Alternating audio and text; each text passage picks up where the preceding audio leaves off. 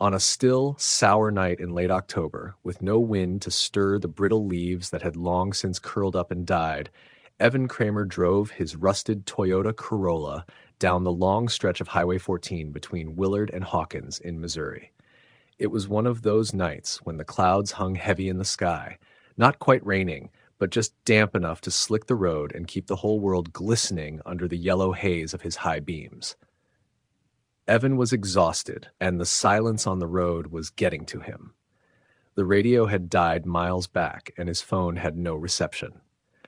All he had was the sound of tires on wet asphalt and the occasional whine of the old engine. He'd been visiting his mother in a rehab facility in Springfield and was trying to make it back to his small apartment in Hawkins before midnight. He hated that road, always had.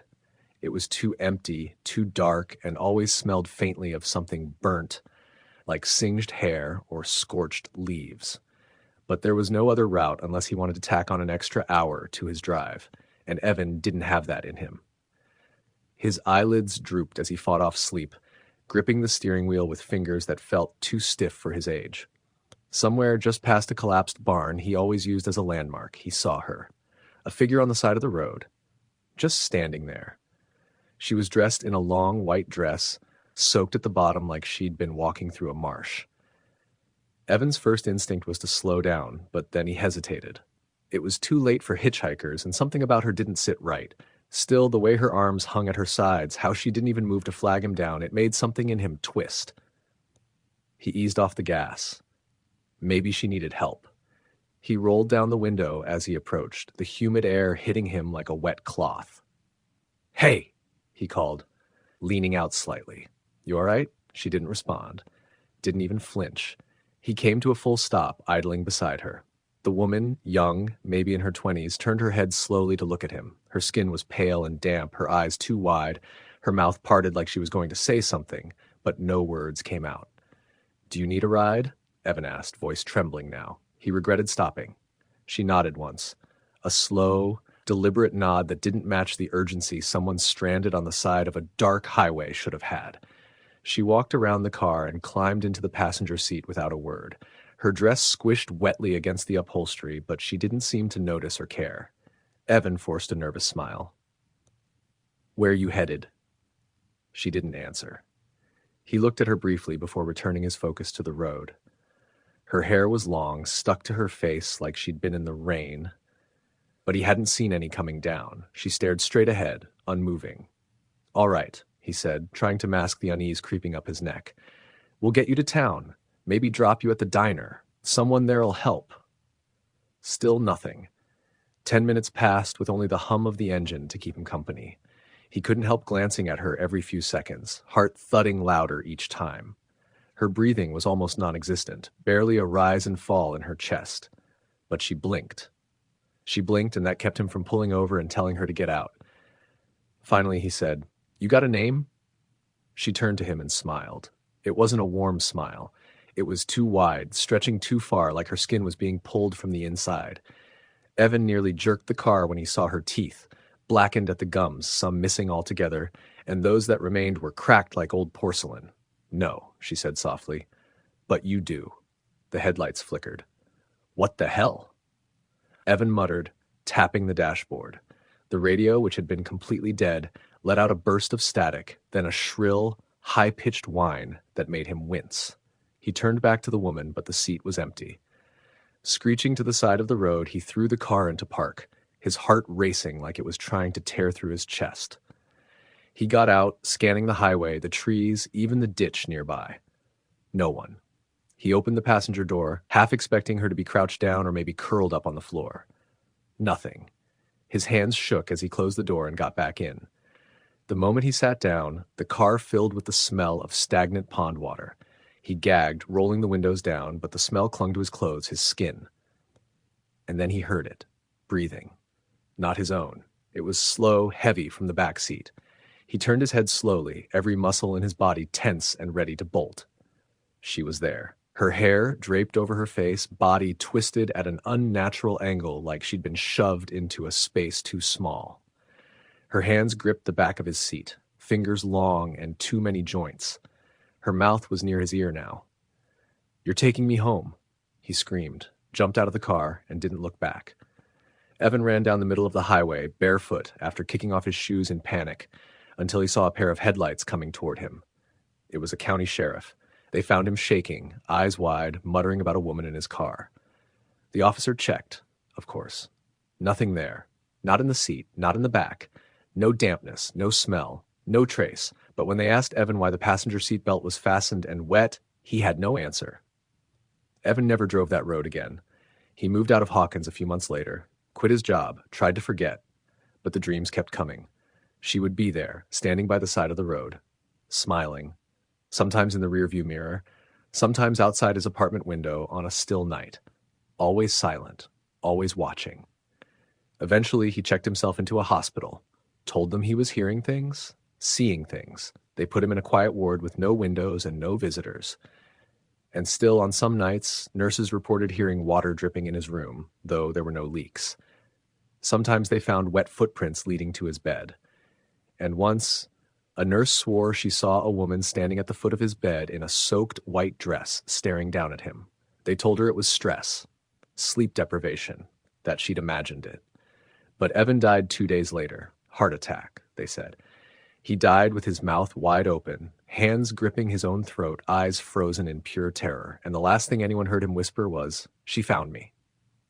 Story the end. The night air was heavy with the sharp tang of something sour, a scent that lingered in the back of the throat and settled like mold beneath the tongue.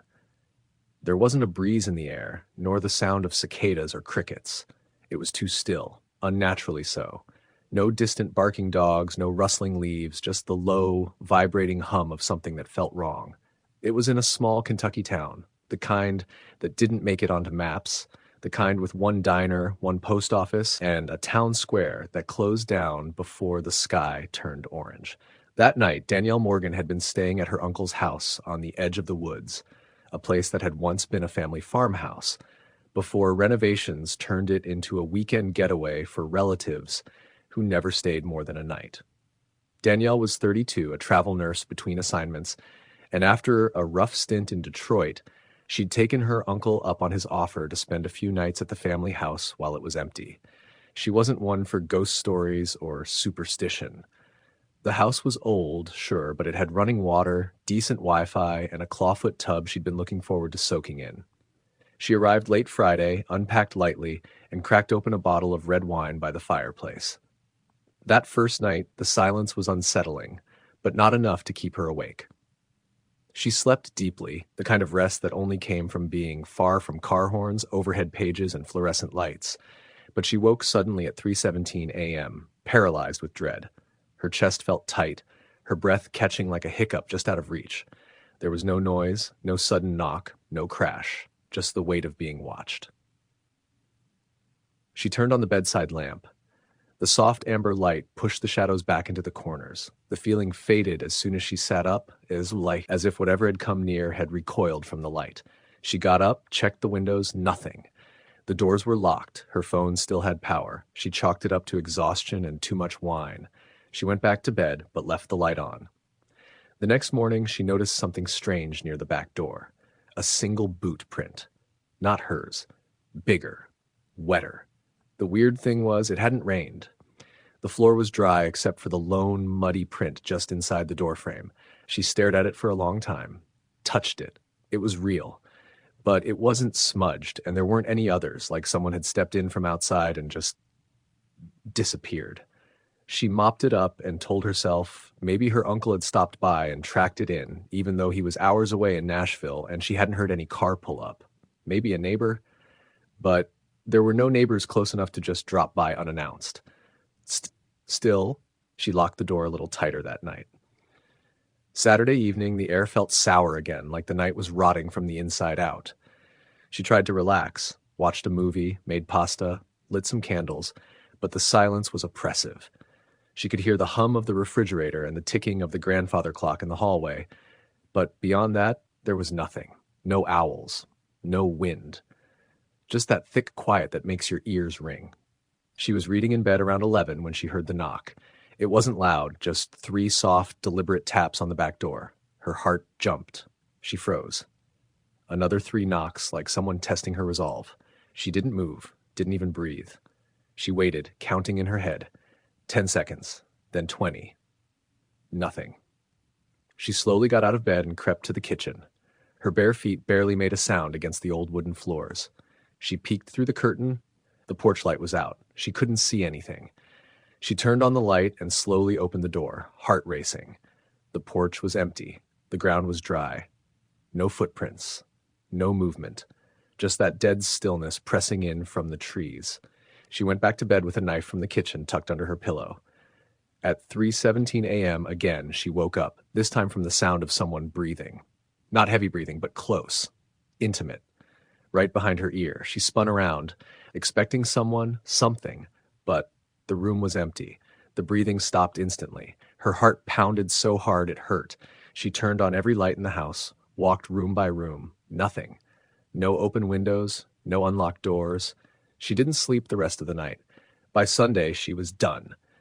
She packed a bag, called her uncle, told him something weird was going on, and she'd be heading back to Lexington in the morning. He sounded confused, but didn't ask too many questions. That afternoon, she noticed something that made her skin crawl. Behind the shed, there were scratches on the back wall, deep vertical grooves, as if someone had dragged a rake or long nails across the siding. The weird part was, they were fresh. The wood was split and pale underneath, like whatever made the marks had done it within the last day. She hadn't noticed them before, but she hadn't really looked. She didn't go near the shed again. That night, she slept with all the lights on. She left her packed bag by the door, keys in her pocket. Around midnight, she was dozing in and out when she heard footsteps on the porch. Slow, measured. Someone was walking across the wooden planks, circling the house. She held her breath, clutching the knife again. Then the footsteps stopped outside her window. She sat up slowly. There was a shadow. Tall, not moving, just standing there. She couldn't see a face, but she felt it, felt the eyes. It wasn't curiosity or malice. It was something older, a hunger. She pulled back from the window. The lights were on, the house lit like a beacon, and still the thing just stood there, fearless. She whispered for it to go away. She prayed. She called 911, but the signal dropped. No bars, no service. The figure moved again. It stepped out of view, toward the front of the house. She backed into the hallway, her heart thrumming in her throat.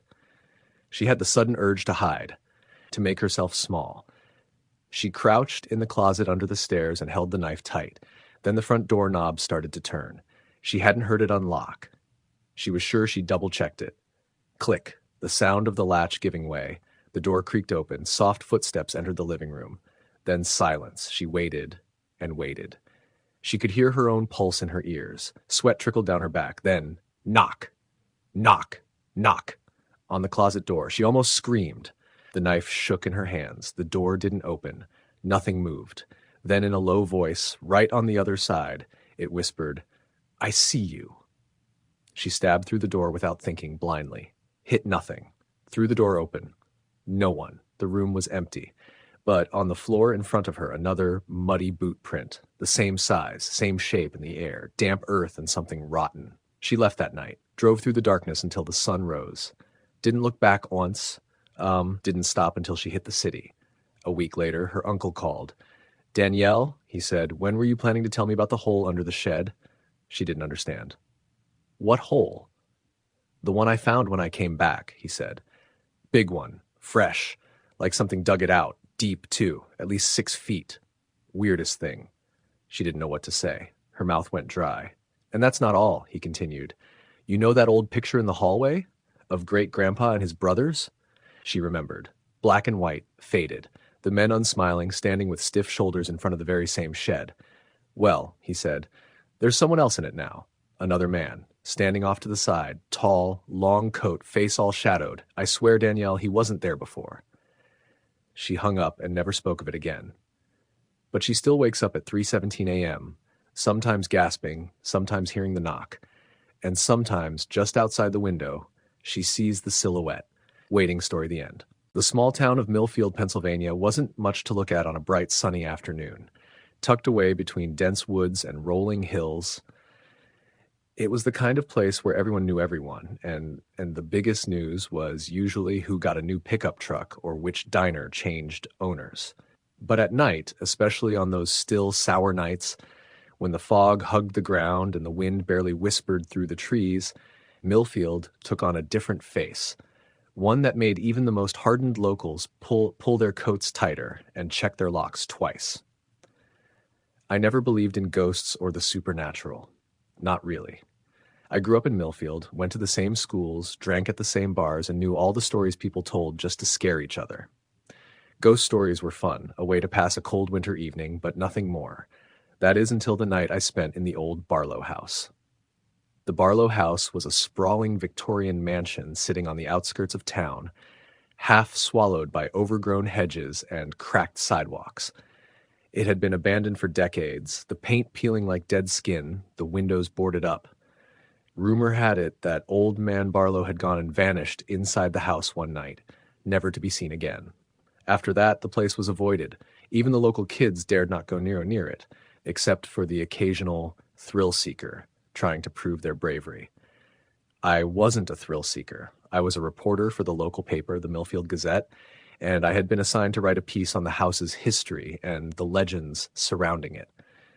The story was supposed to be a lighthearted Halloween feature, nothing serious. Just a few interviews with old-timers, some archival digging, maybe a few pictures of the crumbling mansion. Easy work. I arrived at the house just as the sun dipped below the horizon, the sky turning a bruised purple. The air was thick and heavy, with a sour tang that reminded me of rotting leaves and old smoke. My car's headlights cut through the mist as I pulled up the gravel driveway. I had my camera, a notebook, a flashlight, and a small recorder. Nothing fancy. The front door was surprisingly unlocked. It creaked open with a groan that echoed through the empty halls. Inside, the air was stale and cold, like the house itself was holding its breath. Dust coated every surface, and the smell of mildew and decay was overpowering. I took a deep breath and stepped inside. The floorboards moaned under my feet as I moved through the entrance hall, where a grand staircase twisted upward like a spine. Portraits of stern-faced ancestors lined the walls, their eyes seeming to follow me. I set up my camera in the parlor and took some pictures. The flash briefly illuminating the peeling wallpaper and the threadbare furniture.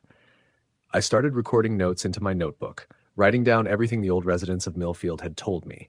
Strange noises, unexplained shadows, doors that opened on their own. The stories were all familiar, the kind you hear in every small town about haunted houses. I smiled to myself, chalking it up to local folklore. As the night deepened, the temperature dropped sharply. My breath came out in little clouds. The sour smell grew stronger, almost nauseating. I shone my flashlight down the hallway where the darkness seemed to gather like a living thing. I was about to call it a night when I heard it. A faint tapping, rhythmic and deliberate, coming from upstairs. My heart rate quickened, but I told myself it was just the house settling. Old houses creak, right? Still, curiosity pushed me up the stairs, one creaky step at a time. At the top, the air was colder, heavier. The tapping came again, louder this time, coming from the master bedroom at the end of the hall. I approached the door, which was slightly ajar. I pushed it open slowly. The room was empty, but the window was open, the curtains billowing in the still air. On the floor near the window lay an old music box, its lid slightly open. The source of the tapping became clear. The music box was playing, the tiny metal comb plucking a haunting, melancholy tune. I knelt to close the box, but suddenly the music stopped and the room plunged into a deep silence that felt suffocating. Then a whisper, soft and almost inaudible, brushed past my ear. "Help me." I spun around, flashlight shaking in my hand, but saw nothing. "Who's there?" I called out, voice trembling. No answer, only the whisper again, closer this time. "Help me." I felt a chill run down my spine. I scanned the room carefully, but there was no sign of anyone. I told myself it was just my imagination, the wind, anything but a ghost. I stood and turned to leave, but the door slammed shut behind me with a deafening bang. I jumped and lunged at the door, trying to open it, but it wouldn't budge. Panic rose in my throat. Then I noticed a faint glow coming from the corner near the fireplace. A figure emerged slowly from the shadows. A woman, dressed in a tattered white gown, her long hair hanging loose and tangled. Her face was pale and gaunt, her eyes deep wells of sorrow. "Please," she said, voice trembling, "you have to listen." I swallowed hard, struggling to keep my composure. What do you want? Who are you? My name was Elizabeth Barlow, she said. I was trapped here by those who feared me. I need your help to be free. I took a step back, heart pounding. What happened? She looked down, tears glistening on her cheeks. I was accused of witchcraft by my own family. They locked me away, tortured me, and left me to die. I can't rest until the truth is known. The room grew colder still, and I felt a pressure on my chest like the air was thickening around me. I wanted to run, but I couldn't tear my eyes away from her. Tell me what to do, I said, voice barely a whisper. There's a diary, she said, in the attic. Find it and bring it to the light. The truth will set me free. With that, she faded away like smoke. The door creaked open as if released from a spell. I rushed upstairs to the attic, which was filled with broken furniture, old trunks, and cobwebs. The sour smell was strongest here. I rummaged through a dusty chest and found an old leather-bound diary, its cover cracked and worn. The pages were yellowed, but legible. It was Elizabeth's diary. Reading it, I learned about her life, her kindness, her sharp mind, and how jealousy and fear had poisoned her family. The last entries detailed her imprisonment and her desperate hope that someone would someday tell her story. I carried the diary downstairs and out into the fresh night air. The fog had lifted, and the sourness in the air had faded. I promised to share her story, to give Elizabeth the justice she was denied. That night, as I drove back to town, the sky beginning to lighten with the approaching dawn, I felt a calmness wash over me. I knew the house would never haunt me again, and maybe, just maybe, Elizabeth Barlow was finally at peace. Story the end. It was a still and sour night in early October, the kind where the air tasted metallic and the sky hung low with clouds that refused to cry. In a quiet neighborhood on the edge of Harrisburg, Pennsylvania, the kind of place where people still left their porch lights on and waved at neighbors, a woman named Rachel Sandler stood on her front porch, staring down the long, dark street like she was trying to read something that wasn't quite written yet. Rachel had just moved into the house 3 months earlier, a 2-story brick colonial with ivy gripping its side like bony fingers. She'd gotten it cheap, suspiciously cheap. The realtor had danced around the subject of why the previous owner left so suddenly, saying something about family matters and an urgent relocation. Rachel, recently divorced and tired of renting, didn't dig deeper. The house had charm, and she needed a fresh start. But from the very beginning, something in the walls felt wrong. The nights were the worst. The house never settled. It groaned like something was trying to work its way free from under the foundation. It wasn't just creaking wood or old pipes. Rachel could tell the difference. There were whispers in that house, low and bitter, like someone muttering just under their breath. At first, she blamed herself. Too many sleepless nights, too much wine to forget her ex-husband's cheating, too much silence. But silence didn't make scratches appear on the hallway walls overnight. It didn't move the rocking chair in the guest room back and forth while no one was home. It didn't make the door to the basement open. Slowly, every night at exactly 2:14 a.m., Rachel began documenting it all. Photos of deep gouges in the drywall, a video of the kitchen lights flickering erratically while the overhead fan spun counterclockwise on its own. She kept a notebook with times and dates, detailing everything from shadowy figures in the mirror to the icy breath that touched her cheek when she stood alone at the sink. Her therapist thought she was disassociating. Her friends said it was probably just an old house being an old house. But they didn't live there. The house's previous owner had been a man named Gary Thomas. Mid-50s, lived alone, retired electrician. He had owned the home for 27 years. Rachel tried contacting him, found an old number through some public record digging. The man who answered the phone hesitated for a long time before saying, "I don't talk about that place anymore," and hung up. That was the first time Rachel actually felt scared. On the night it all came to a head, the sky outside looked like bruised fruit. There wasn't a breeze, but the trees swayed like they were breathing. Rachel had been watching TV, trying to distract herself, when the screen abruptly cut to static. The volume spiked to a deafening roar, then dropped to complete silence. Her phone buzzed once, even though it was on airplane mode. One new voicemail. She opened it. There was no caller ID. The message was only 5 seconds long, and all it contained was a voice that rasped out, Don't go down there. She hadn't been planning to, but the moment she heard that message, her eyes involuntarily flicked to the basement door across the living room. It was open again. She grabbed her phone, turned on the flashlight, and approached the door. The flashlight flickered the closer she got to the threshold, eventually sputtering out completely when she stood in front of it. The stairwell beyond was soaked in shadows. Rachel wasn't someone who chased danger, but she also wasn't the type to run from it.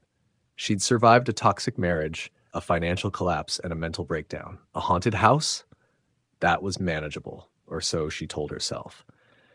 She flicked the hallway light switch 3 times. Nothing. Then again, the basement had never had working lights since she moved in. The bulb down there had popped the first time she tried it, and she'd never replaced it. She took 1 step down, and then another. Each footfall echoed in a way that felt too loud, as if the house was listening.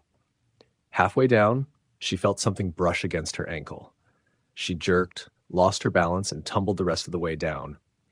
She landed hard on the concrete floor, her phone skittering across the ground, flashlight side down. A dim glow spilled across the room. The air was thick, humid, and smelled like rotting earth. She sat up, head ringing, and realized that she wasn't alone. There was someone standing in the far corner of the basement. At first, it looked like a tall man in a coat, but as her eyes adjusted, the shape didn't make sense. Its arms were too long, its head sat too low. It leaned forward at an unnatural angle, like its spine was broken backwards.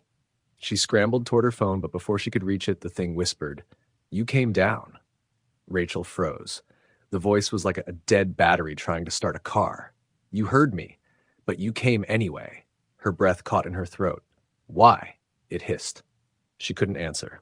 Every nerve in her body told her not to move, not to speak. It began to walk forward, its bare feet slapping wetly against the concrete. With each step, the temperature dropped. Her breath puffed out in clouds. Her fingers trembled as she reached blindly for her phone. It was only 3 feet away. 2.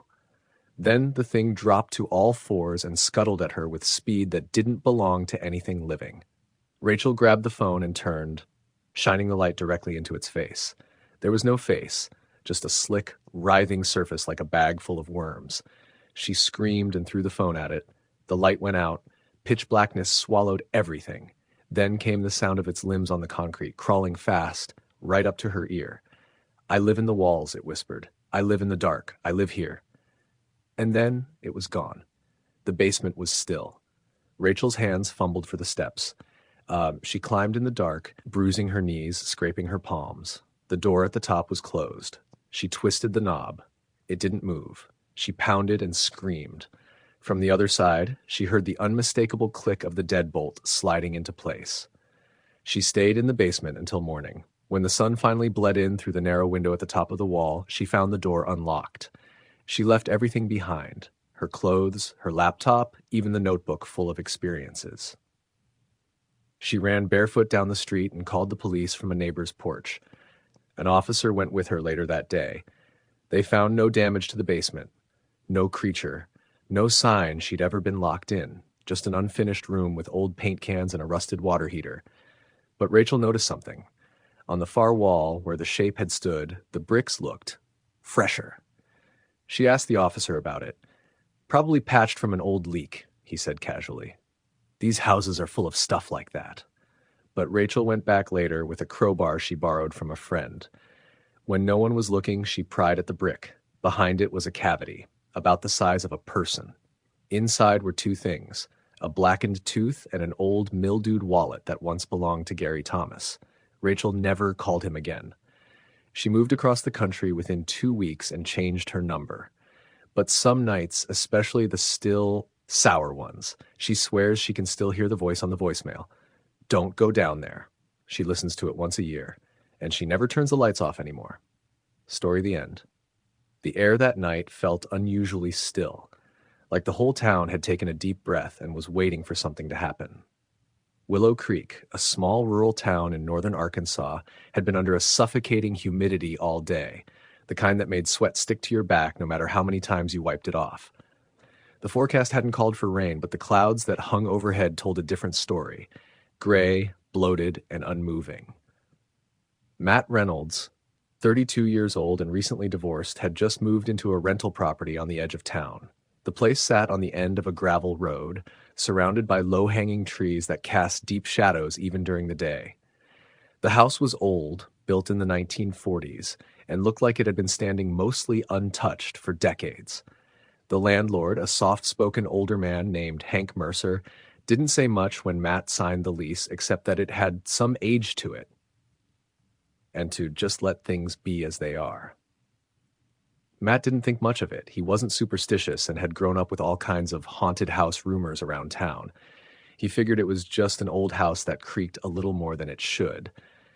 Besides, after what he'd been through with the divorce, coming home one day to an empty apartment and a note that said, "I can't do this anymore," he just wanted peace and quiet. And this house, with its distance from the nearest neighbor and thick woods, offered exactly that. The first few nights were uneventful. Matt unpacked, set up his small kitchen, and spent his evenings on the back porch with a cold beer, listening to the cicadas. But by the fourth night, something changed. The air felt heavier, like it was pressing down on the house. The forest around him had gone quiet. No crickets, no frogs, no rustling branches. Just a low hum that seemed to vibrate inside his chest when he was still enough. He brushed it off as nerves, or maybe just the weird sensation of finally being alone after so many years of living with someone. He turned in early, flipping on a box fan to drown out the eerie silence. Around 2 a.m., he woke to the sound of footsteps in the hallway outside his bedroom. They weren't loud, more like a soft shuffle, like someone dragging their feet across the wood floor. He sat up, heart pounding, and listened. The footsteps continued for about 10 seconds and then stopped just outside his door. He got up, opened the door quickly, half expecting to catch someone, but the hallway was empty. The house was dark, except for the nightlight he kept plugged into the bathroom. He walked the hall, checked the front and back doors, and found them both locked. No windows were open, nothing had fallen, no animals had gotten in, just silence. The next morning, he told himself it had been a dream. A trick of the mind. Maybe the fan had distorted outside sounds, or maybe an animal had gotten on the porch and made the floorboards creak. But the feeling stayed with him all day. That sense of being watched, of something standing just out of sight. That night, he locked everything again and double-checked the windows. He went to bed, fan on high, lights off. Around the same time, 2:05 a.m., by the clock on his nightstand, the footsteps returned. But this time they didn't stop at the door. They continued, slow and deliberate, into the room. Matt sat up so fast he nearly knocked the lamp off the nightstand. He flipped it on and the room flooded with light. No one was there. The floor was still. The only sound was the fan buzzing, but he could feel it. The air was ice cold despite the heat outside. He could see his breath. A slow exhale drifted in front of him. And then the sound. A low whisper, like wind brushing across his ear. But it wasn't wind, it was words. "Get out." He didn't sleep the rest of the night. The next day he called Hank, the landlord, asked him if there was anything strange about the house, anything he should know. Hank paused a long time before saying, "Some houses have memories, Matt. You just have to let them settle. Don't poke at them." That didn't make sense to Matt. Memories? Of what? He spent that day in town, grabbing groceries and staying out as long as he could. When he returned home around dusk, the house looked darker than it had when he left. Not just in shadow, but like the windows themselves had turned a shade dimmer. Inside, everything was where he left it. But the smell had changed. It was faint but sharp, like sour milk mixed with mold and something metallic. He searched the kitchen, the trash, even under the floorboards near the sink, but couldn't find the source. That night, he left the bedroom light on. The footsteps came again, but this time they weren't alone. He heard breathing, heavy, rattling like someone with a collapsed lung. It started in the hallway and moved into the room. His skin turned to ice. He couldn't move, like something had pressed down on his chest. The lamp flickered. In the corner of the room near the closet, he saw it. A figure, not fully solid, not fully smoke. Tall, thin, limbs too long. It stood completely still, head tilted slightly as if listening. Then it took a step forward. The floor didn't creak. It made no sound. It just moved. Matt couldn't scream, couldn't even close his eyes. The figure stopped at the edge of his bed. Then, with unnatural slowness, it bent forward, inches from his face. It didn't have a face, just a void where eyes should be, but still he could feel it looking at him. Then it whispered again, "She never left." When he could move again, the figure was gone. The room was freezing. The air smelled of something long dead. He didn't sleep at all. The next morning, he drove to the county records office. He wanted to know who had lived in the house before. After some digging, a woman named Dolores Grant had owned the property from 1952 until 1993. She had disappeared, literally gone missing, on a rainy night, no signs of struggle, just vanished. Her husband, Carl Grant, was the prime suspect, but was never charged due to lack of evidence. He died 2 years later from what the coroner called complications due to self-inflicted injuries. But the report also noted something strange. Carl had mutilated himself, carving words into his skin before he died. Words like, "She's here," and "I see her in the dark." Matt returned home that evening feeling sick. The house greeted him with silence. The smell had returned. Stronger now, more sour. Like something spoiled deep in the walls. He packed a bag, planning to stay at a hotel. But when he tried to leave, the front door wouldn't open. The lock turned, the handle moved, but the door wouldn't budge, as if the frame had swollen shut. Then the lights died. The house went pitch black. He grabbed his phone, turned on the flashlight, and ran to the back door, also locked. And that's when the whispering started again, all around him, above, below, in the walls. Dozens of voices, all overlapping. "She never left.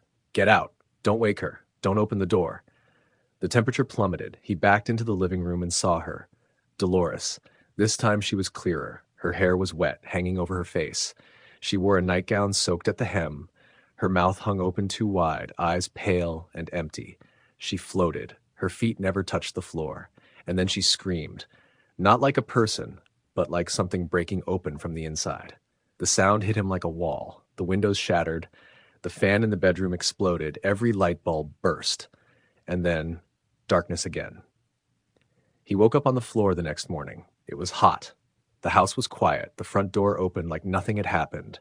He left everything behind, clothes, wallet, food in the fridge, and drove until he reached Missouri. He tried to forget, told himself it was a breakdown, stress-induced, a hallucination. But even now, 2 years later, he still dreams of that house, of Dolores, of her standing at the foot of his bed, and always she whispers the same thing. She never left. Story the end. It was a still and sour night in late October when the air felt thick, heavy with something unspoken. Not stormy, not chilly, not loud. Just unmoving and wrong in a way that kept you from breathing too deep. Nothing stirred in the trees. Even the crickets had stopped chirping. It was the kind of night where every sound felt like it shouldn't be there. And in a quiet neighborhood just outside of Laconia, New Hampshire, the silence pressed itself against the walls of a small, 2-story farmhouse that hadn't seen much life since the old woman who owned it died the winter before. My cousin Jess and I had been hired to clean it out. The new owners, a couple from Connecticut, weren't planning to move in until spring, so they wanted the inside gutted and cleaned before renovations. Jess did this kind of work regularly. Estate cleanouts, hoarder homes, barns filled with junk. I was just helping for extra cash. We were supposed to be in and out in 3 days. First floor, second floor, attic, done. The house sat on a long, curved road with no streetlights. A neighbor told us the woman who lived there, Evelyn, was a recluse. Rarely seen.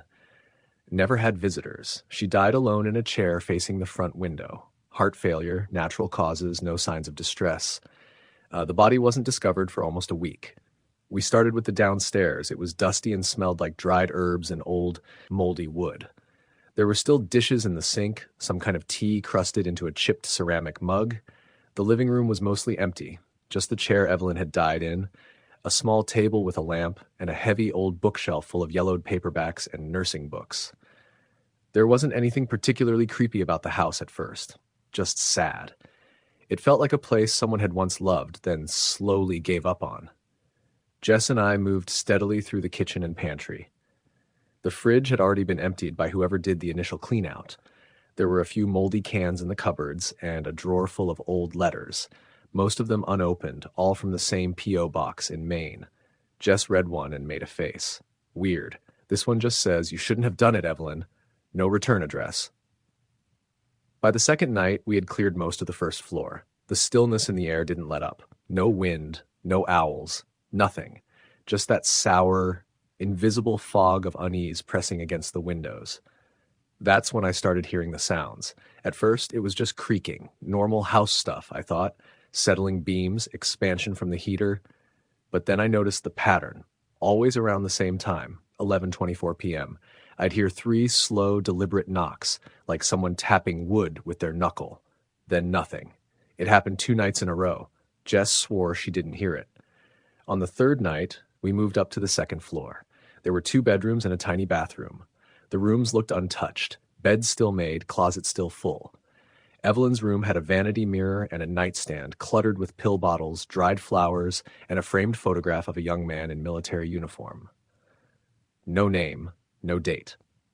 That night, after working late, I crashed on the couch downstairs. Jess slept upstairs in one of the cleaner rooms.